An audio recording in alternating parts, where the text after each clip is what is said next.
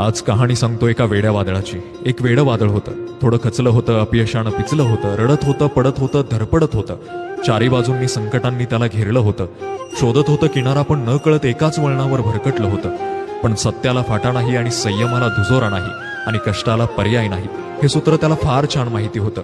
त्याचं आयुष्य म्हणजे दुष्काळी भेगाळलेलं जमिनीचं रान होतं. ठेवला संयम त्यानं आणि करत राहिला मेहनत. एक दिवस असा उजाडला, त्या दिवशी त्याच्या जीवनाचं सोनं झालं होतं.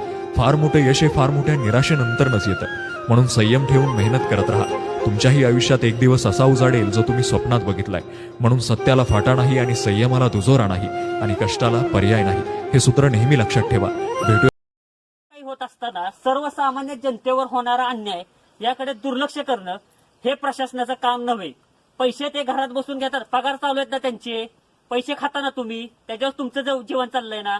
मग कोविड सोडून सर्वसामान्य माणसाचे जनतेचे प्रश्न हे कुणी करायचे, कुणी सोडवायचे.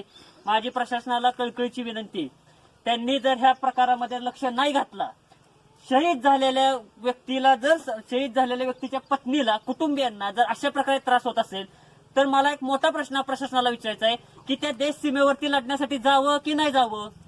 आणि बरं ते गेल्यानंतर त्यांच्या कुटुंबाला अनाथ मोडूनच तुम्ही सोडून देणार आहे का. माझा प्रशासनाला पूर्णपणे विनंती आहे, त्यांनी कुठल्याही परिस्थितीमध्ये शांताबाई बबन शिंगटे यांना न्याय मिळवून दिलाच पाहिजे. अन्यथा इथून पुढे होणाऱ्या प्रकारास, मग त्यामध्ये कोविड असो किंवा कोणतीही गोष्ट असो, जे काय घडल त्यासाठी प्रशासनच जबाबदार पूर्णपणे राहील.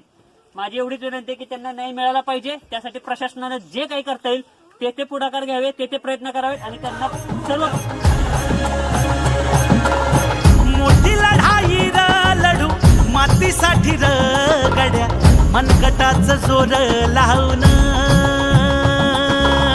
दाटला जरी अंधार, एकजूट होऊ आज दिवा देऊ तेज धावलं.